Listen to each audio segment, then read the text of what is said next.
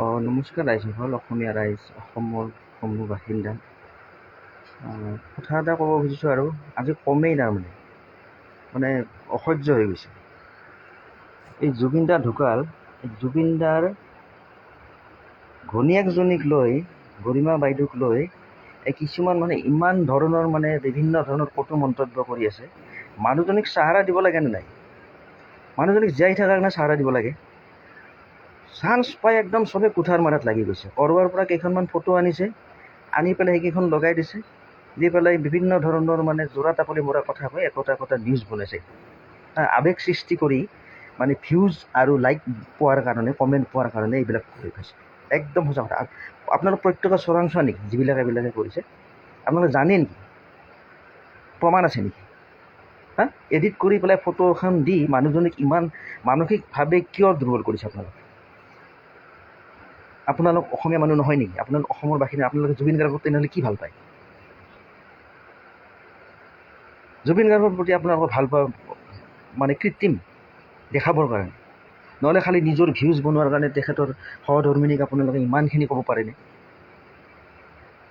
বিভিন্ন ধৰণৰ কটু মন্তব্য। মানুহজনীয়ে কাপোৰ এযোৰ পিন্ধালৈকেও কোনোবাই কৈছে যে চাহ দি কেনেকুৱা ধৰণৰ কাপোৰ পিন্ধিছে। আৰে তেওঁ জুবিন গাৰ্গৰ ঘনীয়েক, তেওঁ কি সাধাৰণ মেখেলা এখন পিন্ধি আহিব নেকি? বগা কাপোৰ এযোৰ পিন্ধিছে। তেওঁ নিজে এজন বিউটিচিয়ান, আৰ্টিষ্ট, তেওঁ এজন শিল্পী। তো মানুহজনীক ইমানখিনি কথা ক'ব নালাগে নহয়। আপোনালোকে নিজৰ ঘৰখনৰ কথা অলপ ভাবকচোন। পিছত বেলেগৰ কথা চোৰাংচোৱাগিৰি কৰিব। কিবা ভুল হৈছে পিছত সেইবিলাক ওলাব। এতিয়াই মানুহজনীক ইমানখিনি কোৱাৰ কি প্ৰয়োজন আছে? মোবাইলটো থাকিল বোলে, নেটৱৰ্কটো থাকিল বোলে, হেৰি থাকিল বোলে, যি পায় তাকে কৈ পেলাই ভিউজ বনাই থাকিব। এইটো কথা হ'ল নেকি?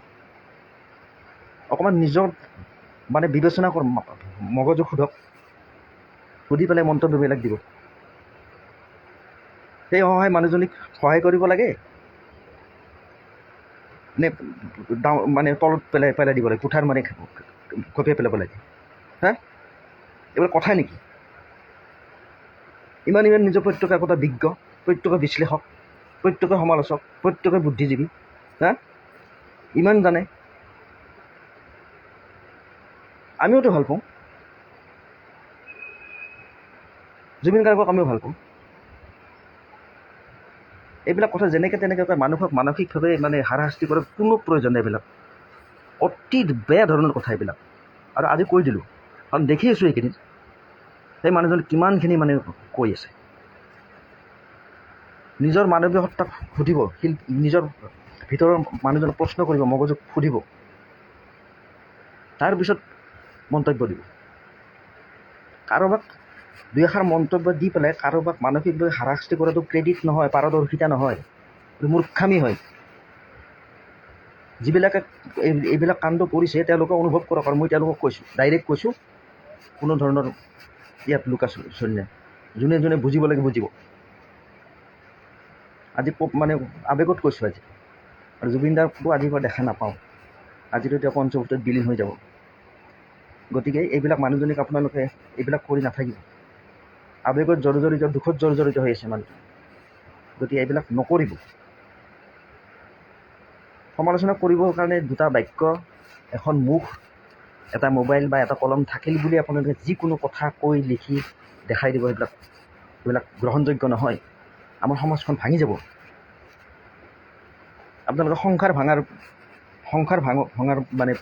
পৰিকল্পনা কৰিছে। এইখিনিয়ে ক'লোঁ। গতিকে কথাবোৰ উপলব্ধি কৰক।